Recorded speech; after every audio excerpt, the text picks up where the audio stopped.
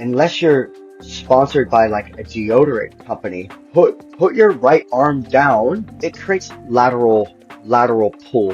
When you push with your right arm towards the inside of your left knee for my regular footers, and then pull with your left arm, that's how we kind of connect your left ankle all the way up to your left hand, and that activates your whole lateral pull. Call it torqueology. It's the vaccination for your cutback. I love it. All right. Welcome to the Basis Surf Podcast. Super stoked because today I got Doug Silva. He's a surf coach to a ton of CT pro surfers like Seth Moniz. He coached Kai Lenny. I know he has upcoming training sessions as well with Koa Rothman, but he also coaches everyday surfers. I saw that Mink Systems. Is that something that you were working on as well? Those look really interesting.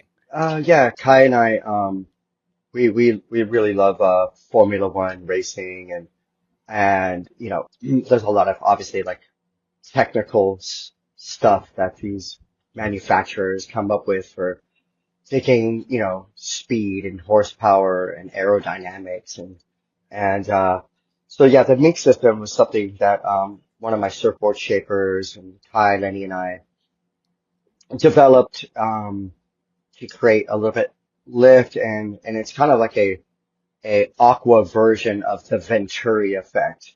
So when air goes in between, two buildings, excuse me, um, the air accelerates and it picks up speed. So just like in Waimea, excuse me, when the narrow gap and then it goes really fast, like the water picks up speed, the narrower the gap is.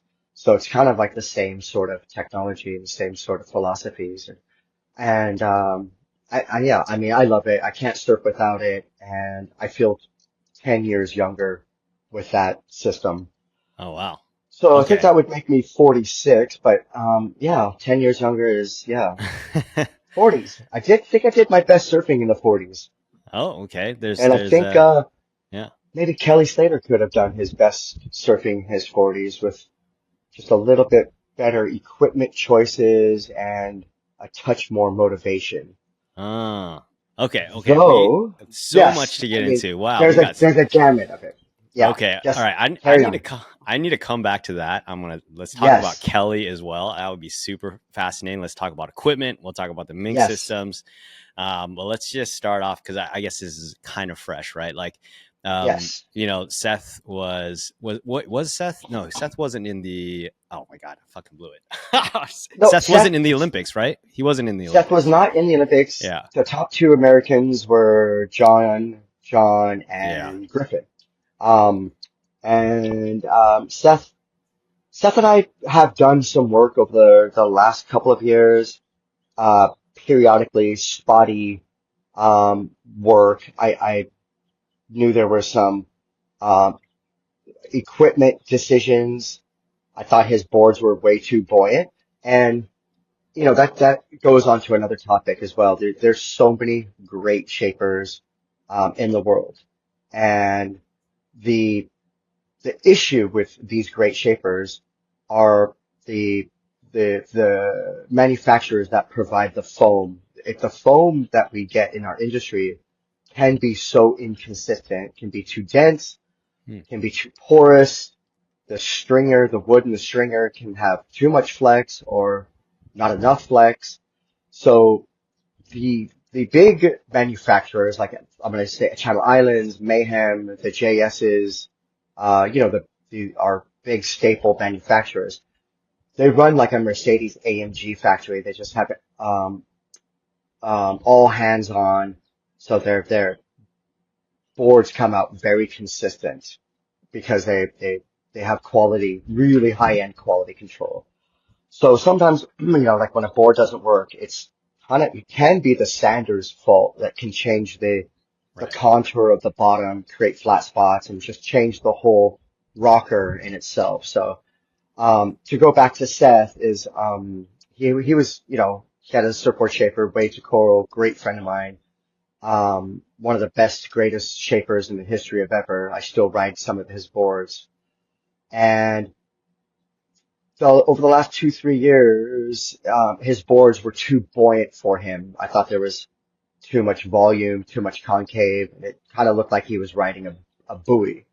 So, and for him, he's not light, but he's fairly light and fairly light-footed, which is not a bad thing.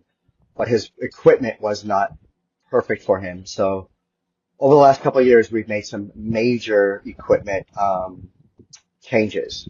And this year in particular, we started out at Sunset Beach. I believe we made the quarterfinals, and he called me. He's like, "Hey, let's start at Sunset Beach. I'm really good at Sunset Beach. Over the last 40 years, I you know, grew up with Tom Carroll, Ross Clark Jones. We've spent decades out there, and those guys are just psychopaths. So I always knew where to run and to hide, and I always knew where to catch my 8 to 10 footers.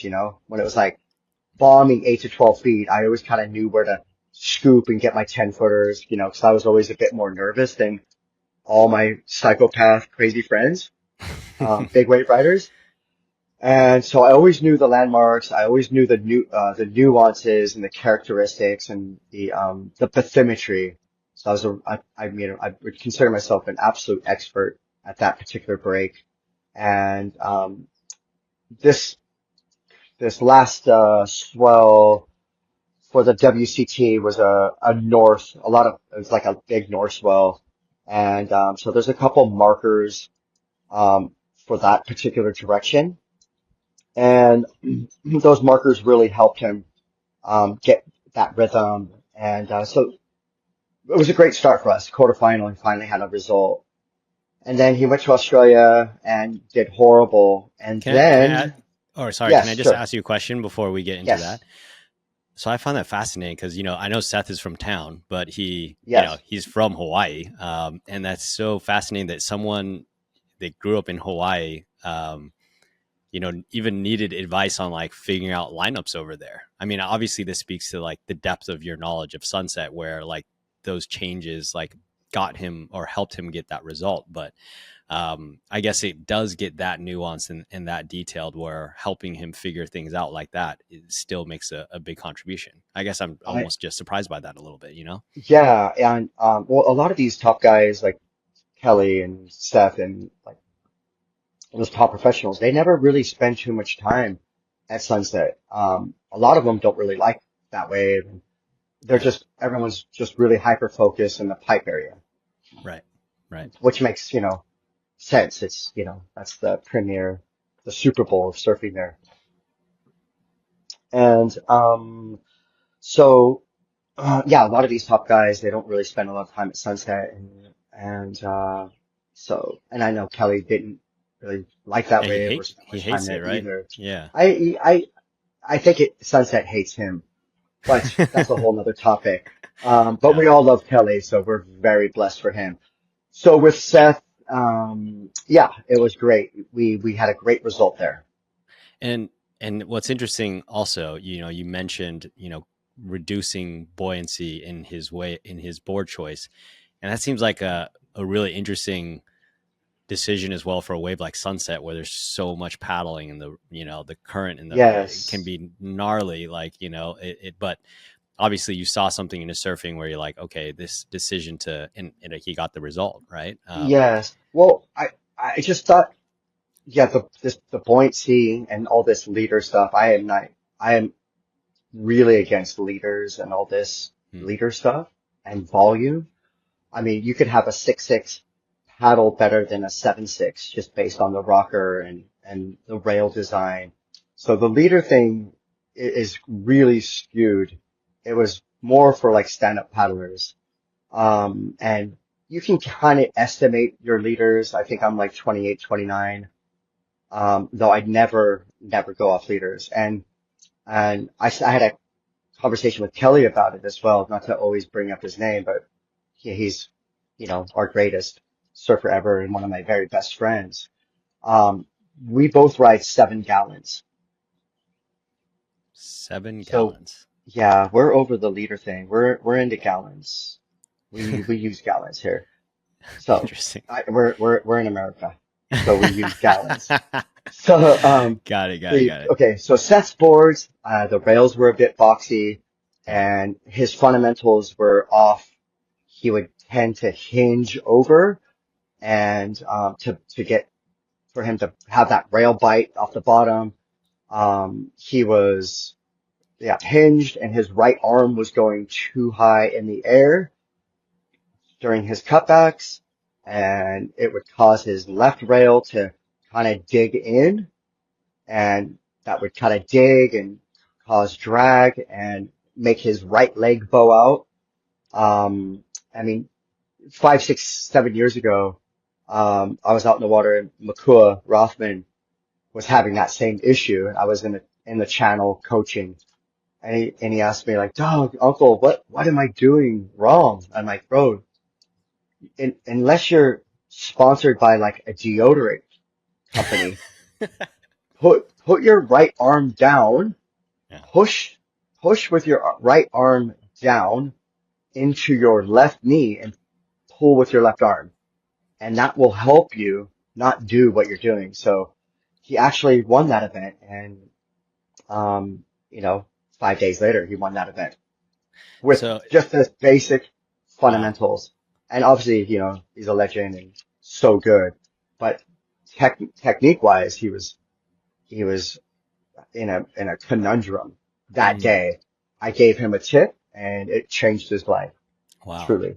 Hey everyone, my name is Van, and I'm an everyday surfer that's just obsessed with improving. And I wanted to take everything that I've learned, everything that I've struggled with, all the mistakes that I've learned along the way, and share it with you to help you become the best surfer that you can be. And I'm super lucky on this podcast, I get to interview the world's top pros, shapers, coaches, and take you along on my journey as I try to learn, uncover all the gold so you can apply to your own surfing. So hopefully you're going to get some value out of this. And the best way you can support me is just simply by sharing this podcast with whoever else you think may benefit from it.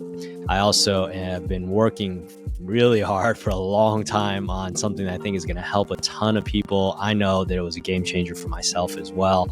But more to come on that over the next coming months. I'm super excited.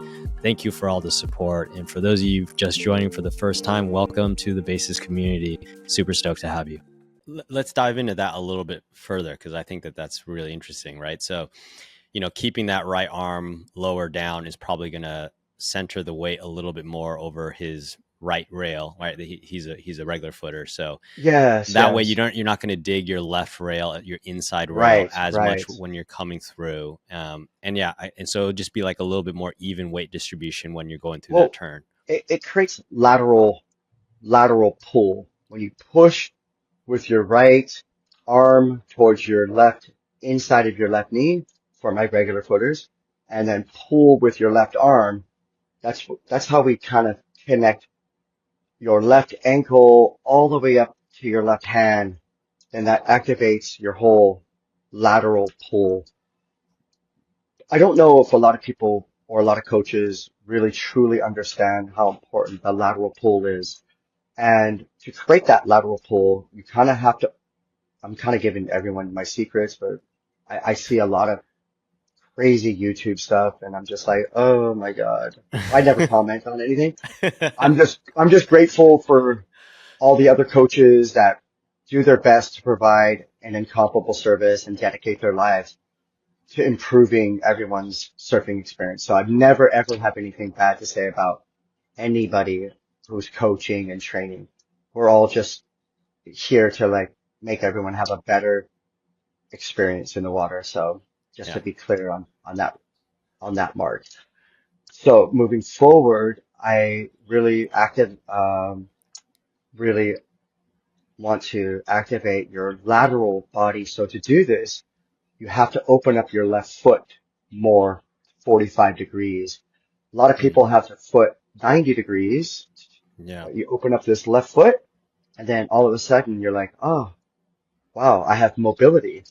And then when you have that mobility, then you have actually have posture. Kelly's again so good because he's had such great posture for decades. He's very centered over his board, like you said. that was great for you to notice and recognize that.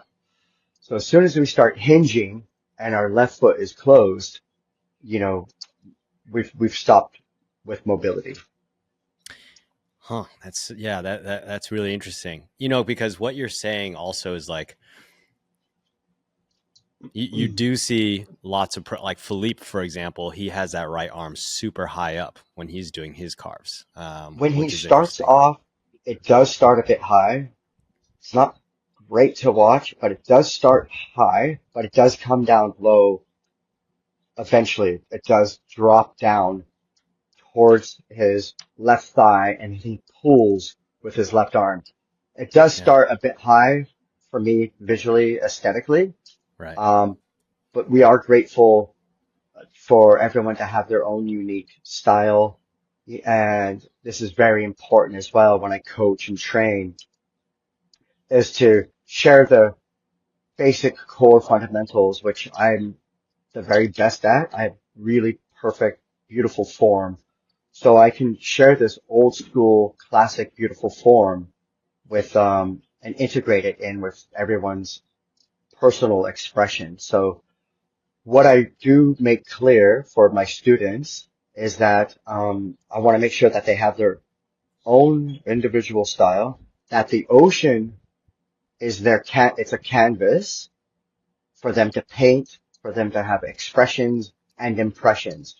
My quest and my goals are to make their clouds fluffier, make their rainbows brighter, and make their spray bigger, you know. So, What everybody and wants. yeah, and like, you know, uh, to block the sun's rays with our spray. This is the dream, you know. Our dream is to Our dream is to to put sunscreen businesses out of business. Because if we block the sun with our spray, we will not only bring back the dinosaurs, but we won't get sunburned. That And sounds we won't have perfect. those little plastic things floating around the ocean anymore.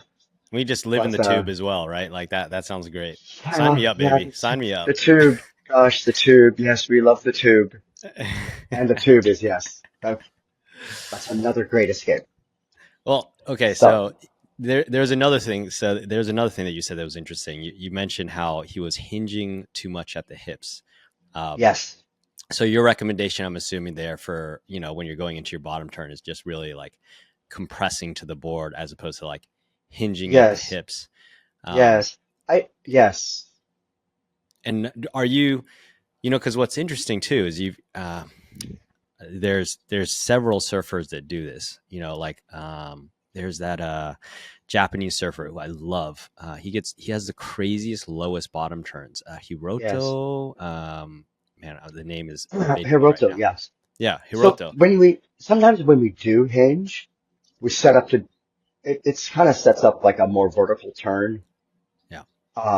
Like if like I'm going left, sorry, and I fade a little bit right, I will hinge, lean over that will help me get vertical. There's a time and place Right. when do these body mechanics. So I'm not like fully opposed of hinging though. It's really important to be You have to aware be of it because careful. yeah, when you hinge going into certain turns and certain carves, you will get into the wrong apex at the top of the wave. You're like, oh, I thought I was going to be there, but you're Mm, actually there. And then you get stuck at the top. And then that's where that right arm comes up and you're like, oh no. So it's just the right. hinging can compound other things, seconds down the line. Fascinating. Okay, so Yes. let's continue. So you're coaching him at sunset, and then you were going on to the next leg, and so tell me more. Oh yeah, so we had a great result at Sunset quarter. I think we made the quarterfinals. We took out a couple. Medina, we just by positioning and we created some luck. We did get lucky though, but we create that luck by adding pressure to the other surfers. I think Jacob Wilcox needed a score. He just fell, or he would have got the score, but that was um, we had pressure on him to do that. And, so moving forward, he went to Australia and, sorry, didn't, just was not performing well, was just done. And he was very low in the rankings. And I think he needed a quarterfinals at Margaret River to keep, to make the cut. So he called me and, just, he's like, hey, meet me in Melbourne. You're coming to Western Australia. So I said, okay, I didn't say anything like I didn't say like, okay, I just need you to surrender. You just need to trust me. I don't say these things because he called me for me not to say that. It's already known that he's ready to ready for the magic, ready for the information, and ready for the energy. So gratefully and thankfully, we had about 2 weeks to prepare for Margaret River when we were there. And when I surf at a really high level and a lot of energy. I have a lot of Brazilian blood in me, so I'm always moving at a high rate of speed in the water and doing my best to surf my absolute best, absolute fastest, absolute spray, power, panache, speed, energy. And he's like, wow, maybe you should just surf the heat for me, jokingly, but it was like, I'm like, brother, this is where you need to be this is where you need to be and we will get you there, but I need you at this energy level and this enthusiasm. So, and then once we started making gains in that direction, I start to kind of slow my surfing down and sit back a little bit and let him rise and let him turn, switch the energy around. And I saw him fundamentally make some huge changes. We watched a lot of videos from a lot of different people. We eliminated his tendency to do a lot of little turns in between his turns, so we need to eliminate all this. We need to maybe when we stand up, if there's no rush to get to that next section, let it develop a little bit. So just take your time to get there. Get your chin chest up. Like we worked on absolutely everything from finishing his waves to kickouts to landmarks. And I cannot tell you everything 40 years, 50 years of my surfing, 20 years of my coaching, and living by this mantra was concentrated during that 2 weeks. And it was very magical, very spiritual. And we were listening to frequency music in the morning. We had a regiment. We had a purpose. We had a quest. We had a goal. We had a vibration that was impenetrable. And we had a vision and it's more than manifestation. It's the absolute creation, serious creation, major energy and being vivacious. So my coaching is much different than a lot of other coaches. Mine's rhythms, mine's energies, mine's connections, mine's disconnections. It's a little bit more, um, you know, like a quantum existence. Seth was starting to find confidence, find joy, find fervor, find ferocity, and it opened him up to have fun again. So I just basically, sorry for talking so much, No, please. but this is This is sorry, great. but this is really important. So I'm like, Seth, you are at Queens, you are on a twin fin. Or go catch a million waves. I don't care. I don't care about strategy, da da da. Please just go surfing. It doesn't matter at this point. I need you on waves. I need you to add pressure to everybody. You are so fast. You are so good. We have to instill this confidence and reassurance in you. Go surfing. This jersey is not kryptonite. I do aerials. I don't care what you do. I need you to go surfing, period. Create that rhythm. And those sets will come once you start creating that rhythm. Check your landmarks, create space, hunt, and turn sixes into eights, turn fives into sevens. Like fall, I don't care. I need you to surf. I need you to show the world and your fellow competitors that you're just not like a pipeline guy. So, um, and we started like finding that. He started doing these big John carves at Market River, seamless, um, flow, no ticky-tack bullshit in between his turns, and great finishes, incredible read on the wave, perfect position based on all our landmarks. Um, um, and this one last heat against Ethan Ewing, he needed to beat Ethan Ewing to keep his card. It was 6 to 8 feet.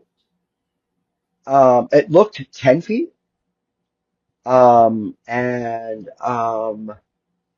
it let's see, it looked 10 feet.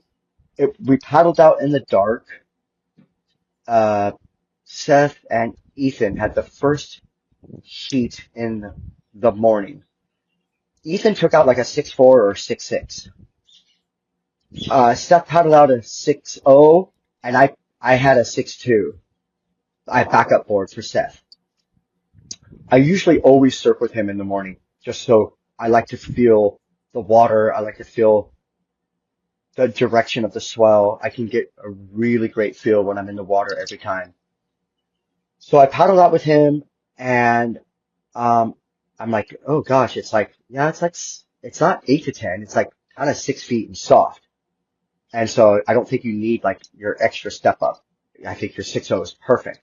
And also, I go, there's a wave pretty to the left that looks like it's going to close out, but it holds up, just like our home here at Lighthouse. I'm like, Seth, there's a wave here. You can get 2 turns, and you'll win this heat, 100% guaranteed. Because before we go out into our heats, we look to see where the judges' um, perspective is. Because everyone's like, oh, he didn't get the score, he got the score, but everyone's looking 100 yards in different ways, in different directions. The only thing that matters is what the judges see in that perspective, because maybe there's glare a little bit to the right, or maybe there's dolphins jumping up to the left. Whatever they're seeing, that's the only thing that matters. Mm-hmm. So I'm like, Seth, stay to the left. Ethan is way too deep. He's on too long of a board. His waves that he's looking for don't have any wall. You're going to win this heat. 4,000%. You have to trust me on this. It's just like Lighthouse. Look for that green beacon marker and you will win. And the heat started. I was still in the water, riding on my belly going into the beach. And I still have chicken skin. And he got, at the end, he got that exact wave that we discussed. He went, it looked like a closeout, got 2 huge hits, 8.7, won the heat. I was just like, Jake Patterson was just like, oh my God, mate, it's on. I had my trance music going, like, I didn't care, right? Griffin comes down, and then I'm like, okay, wait, okay, we just made the cut. I want to win this contest. So when I greeted him, he's like, sign the contract, sign the contract. And I'm like, hey, good job. We have another heat coming up. So I was like, really like, hey, we're not done here yet. Like, we can win this thing. So I was like, oh shit. I'm like, yeah, let's, hey, good job. You did your job. Great. Hey, you did your job. So, but our job's not done, right? And, so we actually ended up in the semifinals, lost to Jack. Um, but, it was just really great to see him surf, perform. All his fellow competitors were so in awe and disbelief. A few days later, he went to Sydney with Griffin and Ethan for his trilogy movie. And now he was the number one star. It was always Ethan and Griffin that were kind of like the pinnacle prized surfers in their movie. But now Seth felt like he actually belonged, and that was really important for him for his life. Right. And we had some great surfs, for the rest of the year. But that was a that was a model at Margaret River that we're going to be taking next year to go for a world title. That's so gnarly coming from behind, being at that low and then making the cut and then making it that far. I remember watching the Margaret River event and it was like, so gnarly. Man, I can't imagine like Yes, being with him through that ride. Like, yes. yeah, Well, to hold that space, and not to be, I'm pretty emotional, I'm pretty like, I would say I'm emotional, though I'm able to recognize it and I'm able to like transcend the emotions into like positivity and like productivity. And this is, essential for every coach to have that aspect. And yeah, to just hold that space and create that vibration and that energy, that frequency. It was madness. And, wow, one of our greatest, accomplishments, but truly just, he can sleep at night knowing that everyone got to see him perform at, a level that he wished everyone could see him at. So it was beautiful. that's incredible. Wow, that's truly Yes. incredible. Wow, that's that. Yeah, I got chicken skin thinking about that as well as you were telling that story. That's amazing. So we gotta talk about these other surfers, but I'm curious, now that you're, pipe is around the corner pretty much, like Yes. what are you guys doing to prepare now that you're going to have, are there specific things that you're training? Like, do you guys, obviously there's the technique things. Are you guys training Yes. paddling? I remember I was talking to Zeke and he like trains paddling, even though he's like a CT Yes. surfer. Like what kind of stuff are you doing with them? Well, I mean, I have a paddling technique that, um, actually Kelly and Kai, we kind of developed sort of on, we do these little paddle battles things, and I have a really unique paddling, the way that I paddle. I paddle very wide and I use a lot of like short strokes, and I'm kind of like, my right hand is, counterclockwise, my left hand is clockwise, and I'm like really pulling from my lats, these really big muscles. The shoulders are not any part of the paddling. I have zero shoulder issues. So a lot of the paddling comes from your chest muscles and your lats and your posture on your surfboard and squeezing your butt and pointing your toes. When you squeeze your butt, point your toes, your thighs actually come off the board, and you just move so swiftly through the water. So instead of like me being 170 pounds, I probably have about, 110 pounds actually on my board based on my posture and how I paddle. So I'm able to plane, so I have a really unique technique, how I paddle. Kelly paddles amazing. Kai now paddles amazing. And obviously there's, Jamies and the John Johns that are just, freaks and wizards. But if you watch them, they have a really wide paddle with their elbows up. They're not really reaching towards, the nose of their board. Their hand rarely goes past their head when they're paddling. So it's pretty wide. Kind of like those little Waikiki little longboarders and jet queens. They kind of paddle really wide like that.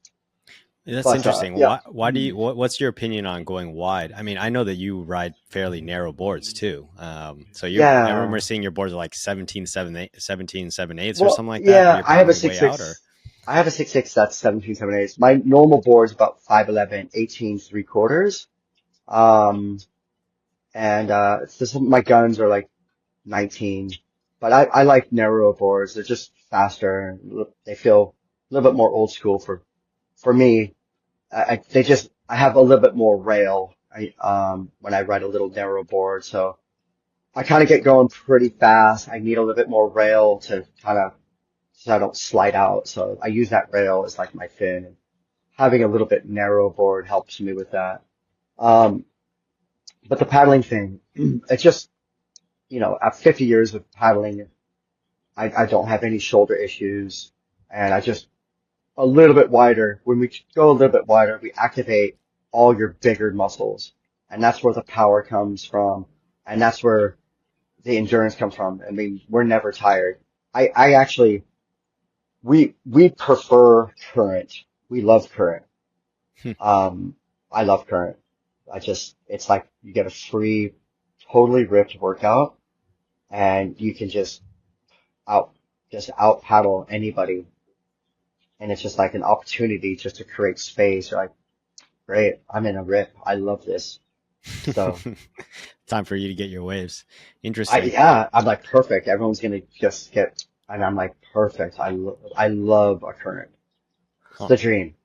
Does Interesting. get scary. At 15-foot sunset, that Yeah. west rip is scary. It is scary.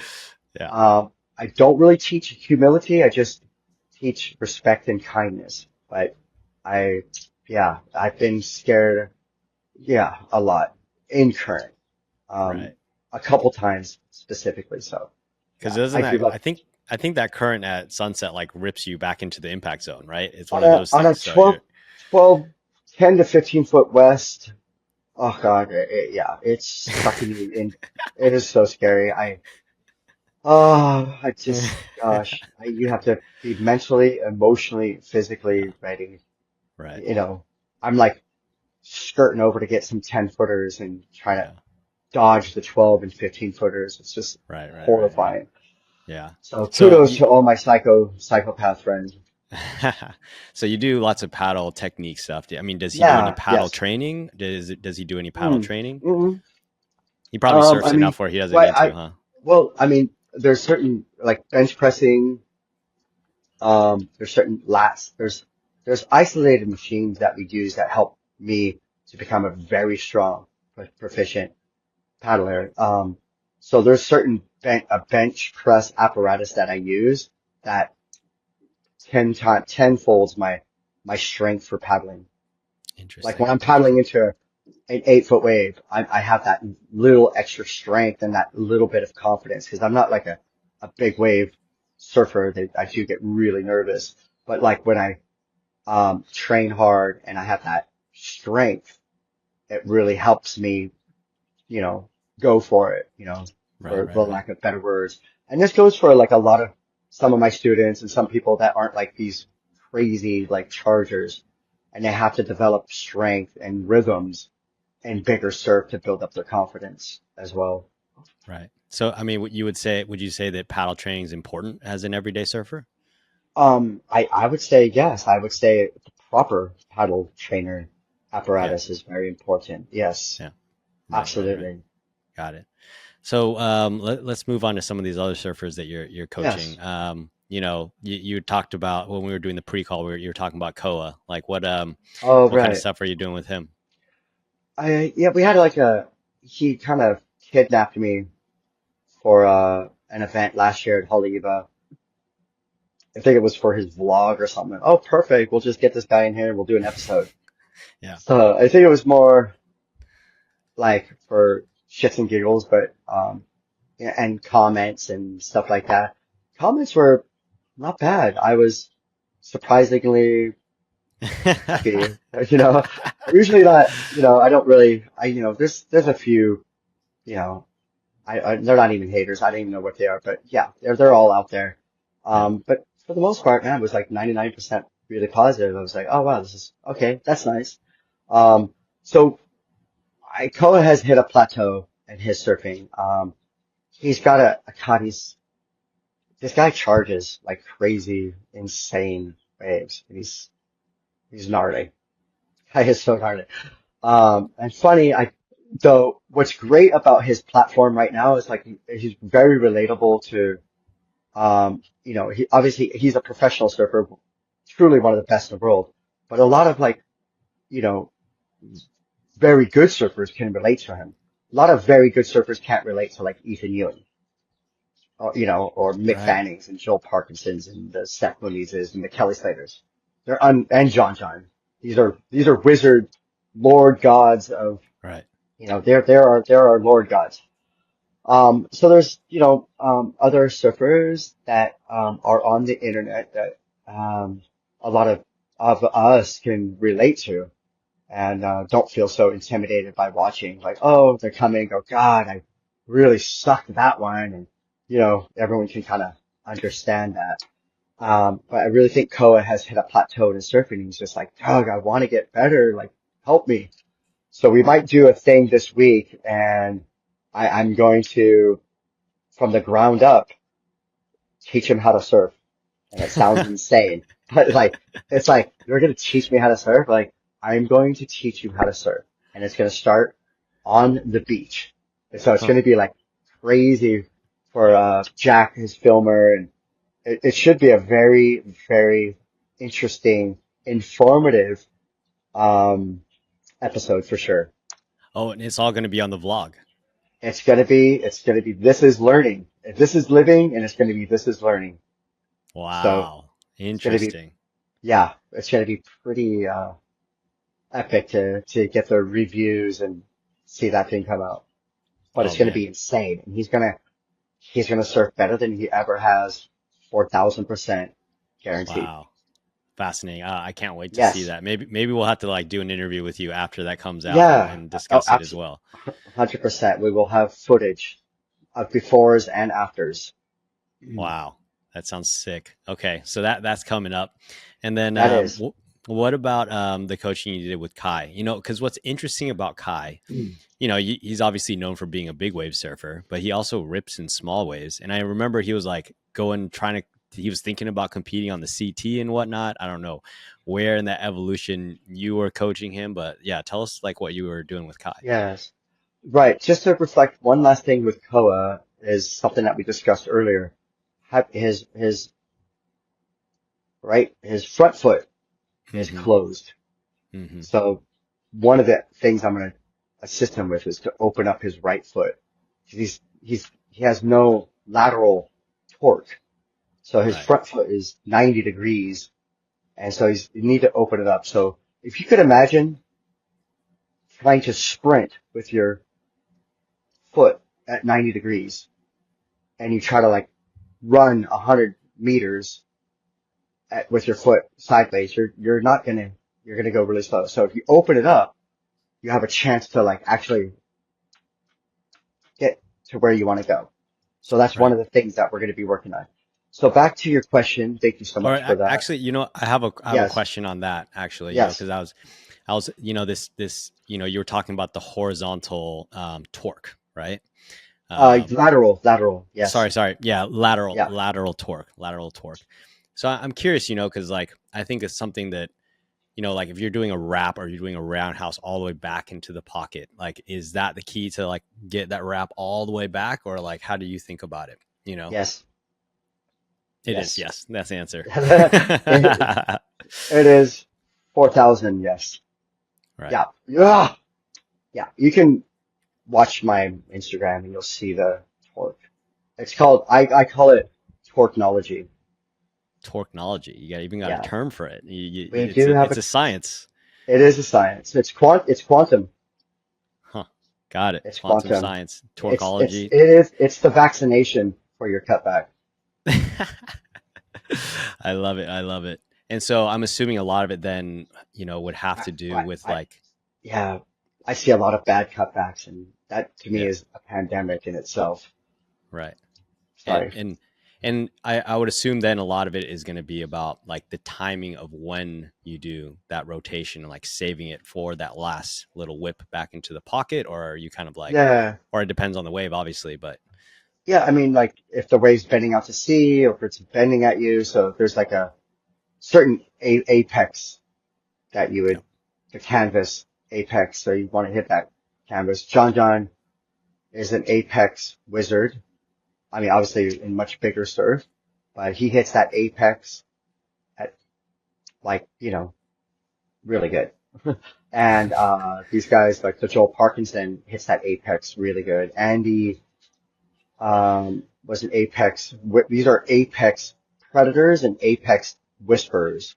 So it's like in Formula One racing, you kind of hit that apex for acceleration and momentum. So when you hit that apex correctly, you get maximum torque, maximum speed, maximum spray, maximum connection, maximum disconnection. So we Hmm. work a lot on that.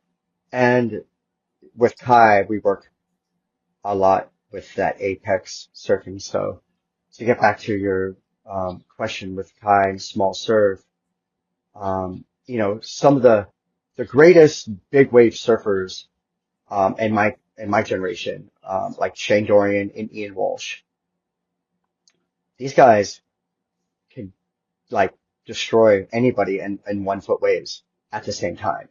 So they were like just it was really important for Kai to learn how to surf small waves, how to use your body, your equipment, and the angles on taking off on small waves. Like sometimes you angle a little bit more down the line. Sometimes you paddle faster. Sometimes you paddle slower. Just to understand the nuances and understand where to find that seamless speed on small waves and to connect with it and to how to. So working with him in small surf, it has been a game and life changer for his surfing. The surfing that you see now has been, us working together for 8 years on that beautiful flow, that beautiful style, that Tom Curran seamlessness, that that incredible pump when you take off, that his whole body is working together. Lower body's connected to his upper body, and he's like one of my dearest, dearest best friends. He is he's a savage. I mean, his He's surfing in great. small waves looks pretty good. It looks insane. Yeah, he's definitely yeah, he looks beautiful to watch, aesthetically incredible, beautiful to watch. So, um, yeah, very blessed to been able to develop a wonderful relationship with him, both in and out of the water. Yeah. And, he's such a great student. He's such a great student where he just listens and he trusts me and yeah, it works out wonderful. So it Yeah. really helped his big wave surfing out quite a bit. Right. So tell us a little bit about Mm. your relationship with Kelly then. And Oh you yeah, were talking about his boards and all yeah. that. And, I mean, obviously he's so good. Like period. Like at any time, at any day for the rest of his life. I I I felt like I was doing some of my very best surfing in my 40s, and I felt like he could have as well, though. Um, Like maybe he got bored and was kind of messing around with some other boards, and he got bored and messing around with other boards. So I guess the board is synonymous in that regard. After so many wins and traveling and world titles and maybe he just got bored. But I would have loved to have seen him on like a 6'1", 18 and a half Almeric in his 40s. He would have just been with purpose and like tenacity, he would have still done some of I think his greatest surfing of his life, but he kind of cruised his way through his 40s, which we're grateful for. It's still some beautiful moments in his surfing. I've known him for a really long time. We were on the U.S. national team, and I was like 16, he was 12. We were in England.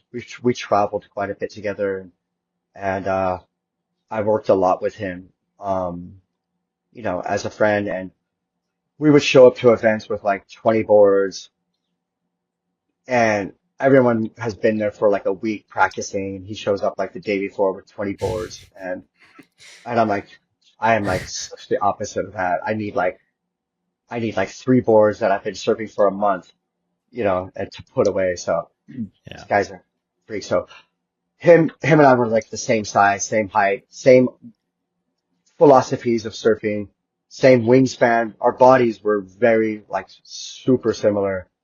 Um, he was just a really good surfer, but I was able to take out a lot of his surfboards and try them for him. I'm like, this one's good, this one's bad, this one's good. Hmm. So in Australia, I'm like, I got one of the events that he won in Snapper Rock. I rode that board that he won. Um, I caught one wave on it, and I'm like, oh my God. I'm like, Kelly, I'm going in. I'm not, this is the board. He's, oh, Hmm. okay, yeah, just go put that one away. So, and sure enough, that was the board that he won on. Wow. So it was great just doing stuff like that for him. And, we had a lot of great times together. So very blessed for that relationship. Yeah. He's, Do you guys like talk about technique at all, or do you guys mainly uh, it's about equipment we, and stuff? we do, I mean, we know we're both, we're pretty technically sound. We're kind of have that Ben Hogan classic quintessential beautiful core fundamentals. So we really don't have those discussions. That's a great question. Thank you for asking. We talk a little bit about fins and yeah, we do have these, eclectic discussions. Um, I think we talk more about flat Earth and more scientific stuff Yeah, yeah, yeah. yeah, we're pretty I cool in that Yeah, the reason why I ask is conversation world. the reason why I ask is I'm curious, like at his level, like does he even think about technique, or is it just all at this point like No, no. unconsciously competent? You know what I'm saying? Like, He is the definition of technique. He just it's like how he enters the wave from a 1 foot or a 10 foot wave. It just it really sets him apart from the rest of all of us in the world. And how he enters the wave, the angle, the speed, his posture, his eyes, his neck. Sometimes he'll stand up halfway down the wave, or sometimes he'll stand up right away, or sometimes who knows. So it's just really his electromagnetism with the molecules in the water, the salts and the oxygens. Um, it's like crazy electromagnetics. So that's why he's so beautiful to watch and forever like really, really good. Um, so his technique, no, we're very congruent with our philosophies and ideologies with technique, speed, torque, seamless flow. I think we're kind of go without saying. We don't really have that discussion. yeah, We okay, kind of, it's got it. kind of like, it sounds, I don't know what that sounds like, but it's just kind of like, kind of how it is here. Right, right. I You mean, it know, makes we sense. draw a similar racetrack line, when we drive, like we Formula One. So we Right, have similar ideas on how to get around that track as beautiful as possible and as fast as possible. right. We've been talking about pros, but you also, I know, coached everyday surfers as well. What's it like when it is probably too detailed of a discussion because we're nearly an hour in already, but I Right. know, I just wanted to call out that you do work with everyday surfers and what kind of stuff do Yes. you usually typically work out with them? Not to get in the way. Hmm. I mean, to say it bluntly and politely, is to really know where the channel is, really know how to enter the lineup gently and to create space and to start your wave catching. So it's not always just paddle out and sit with everybody. Like, know what the tide is doing. Okay, the tide's going out. Great. So maybe the tendency, most of the crowd will get kind of sucked down the reef a little bit, ever so slightly. So just stay a little wider from them and get the ones that come in a little wider. Those are usually the better ones anyways. And your session can start there. And then you can gently work your way out to the lineup, you know, peacefully and, and with respect for all the other locals and other people that are experiencing that time in the water. So it's a lot about that as well. It's all about equipment, paddling technique, and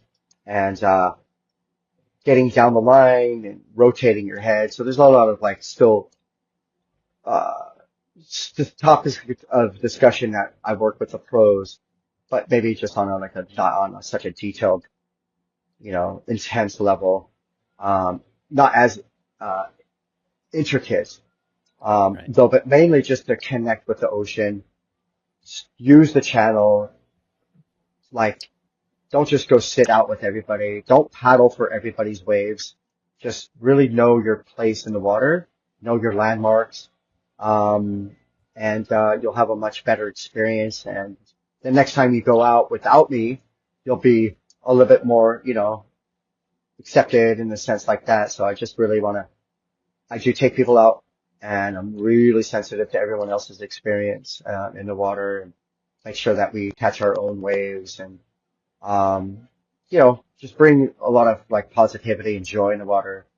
And because there's sometimes I go out on my own and just like go on an absolute shred terror fest, but I'm still not disrupting anyone else's experience. I'm usually on the inside just hunting and just moving like an infected crocodile. Truly. Nice. I So like that. Okay, yeah, so I got a few final questions. yes, man. If you had to surf the same wave for the rest of your life and you're just going to be an infected crocodile at this spot, Yes. what wave would that what would it be like? And you don't even have to like name a wave if it's a secret wave, but The like, wave that scares me the most, hmm, and what wave would that be? pipeline. Okay, got it. And if you were on a stranded island, so probably not pipe because that's a very special board, but let's say It's you're pipeline. surfing. Just pipeline is so scary. I cannot Oh tell my you god. how horrifying that wave is. Like Oh yeah. Oh yeah. the speed, the like I haven't really taught a proper wave there in years, but like oh man, it's mystifying, and I'm gonna catch one sometime soon. So it's just Yeah. like it's like hypnotizing. Like anyways, Right.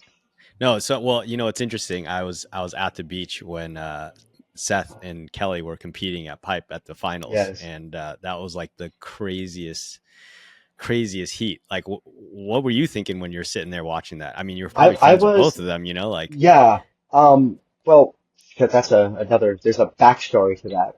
We'll have the next time we just yeah, we have that discussion, but there is a little backstory to that. I'll bring Seth on to have that discussion. Um, so there was like some crazy stuff going on before that heat. Um, so yeah, it's somewhat documented, but I know I wasn't there with Seth during that event. I just know that they Seth needed more time to like rest before he rushed out there. There was a lot of people on the beach just like so super excited. He didn't need that excitement right then. He just needed to be grounded, and and he needed to be told that, hey, watch out for Kelly, watch out for John John. These guys are so sneaky underneath you. Back door, they're gonna get their sixes and sevens and their eights underneath you every single time. It's gonna look like a closeout, but they're gonna sniff that backdoor barrel, and you need to be super hyper aware of that. But no one gave him that conversation before he went out. I would have given him that, and I would have been, hey, watch out. These guys are going to scoop underneath you. So don't celebrate. Just, I would have grounded him a bit more, and like, and Kelly did exactly what I knew he was going to do, and that put Seth in a lot of pressure, and Seth needed about 10 more minutes in yeah. the heat to, pull it off. But yeah. So where were we? A deserted island? Yeah. So okay, If I stranded was on a island, deserted island, I would have my wife, a bottle of ginger, and a bottle of mezcal, and then what and board? What board no would you bring? sunscreen. And You're no, just gonna be in just the kidding. tube the whole time. That's why you don't even need the Yeah. sunscreen, right? Uh, yeah. Let's see. Yeah, that's funny. Um, what board? What board? What Let's board? say What it's board? let's say it's like Yeah. overhead to double overhead, ripple Yeah. bowl. What board? Uh, I, a 6'2". 6'2". How Yeah, wide? 18 3/4, like you were saying? No, 18. that's your normal one. So, I think the one at 18 and a half, 6'2", 18 and a half, beautiful thumbtail. I mean, I have two of them here that are just, the sensation to ride them is just insane. I feel like Torin Martin and Mark Occhilupo mixed. Does that nice. make And sense? it, kinda. I mean, those are So, two very different but styles, but they're really good though. That Torin oh Martin yeah, oh is yeah. so good. But yeah, that's what I feel like. Okay, That's okay, I like that. That's 6'2", okay. And then 18. what fin setup would you go on those I guys? have these they're MFC fins. It's called a G10. They're Hmm. kind of like a take on the original K fin, the blue and white, the blue and white K fins. They're a little different, but Kai and I developed them in Maui.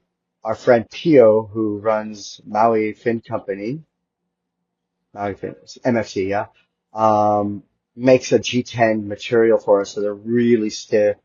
So I'd have that. They only make those in the Fusion box, so I still screwed my fins in. Got With it. the Mink system, Yep.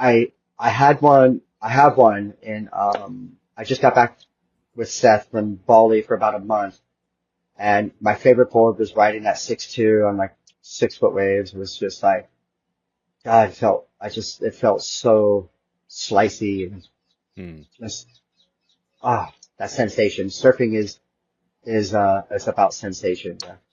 Yeah. And I think thruster is what you said. It would be a thruster. Yes. Yeah. Okay. 100%. Yes. Got it. And just so everybody knows, like these Mink systems things, Yes. Doug was talking about how they're like F1 inspired. They're like Yes. tiny little like trailer, not even like tiny. They're like a half inch Yeah. high, right? And you got Yeah. like four of They're them on like, the back of your board. yeah, they're like, the airplane wings, Right. that kind of pop up there. It's like a diffuser. They're on kind of every car, any wing on the roof and on the mirrors. They're kind of everywhere. So they just kind of channel water, and it just creates so much acceleration and propulsion. You can go to minksurf.com to check out the product. It's pretty cool. I love it. Cool. Last question. What Yes. is your intention when you're surfing a wave? The Like what goes through your to mind? the, I You know? to um access the codes and the rhythms of that wave, just to utilize the energy, the force, the beauty of the wave. Just to accentuate the wave's beauty, and like a ballet dance, like it's a Broadway stage, and we just want to be the strongest, most beautiful dance dancer on that canvas. So this kind of goes through my mind, just to be the salt to the bison. Hmm. All right. I want to be Beautiful. the salt to the bison, and the two go together so beautifully. Okay. Well, thanks for joining, Doug. This was awesome. I appreciate it. Thank you so much. I know I was sharing a lot of information, so I really appreciate the space and the time you gave me to share um, on your awesome podcast. So very grateful. Thank you so much. Cool. And his Instagram handle is dougsilva.com, right? Spelt out Yeah. DOTCOM. And Yes. that's where you guys can find him. And obviously, we'll be linking to it in our short form clips and all that, our Instagram Yes. and whatever clips. All right, cool. I'm going to And go ahead. very grateful. Really nice to share this time with you. And thank you for the questions and the space to share some wisdom and joy. Awesome. Thank you so much.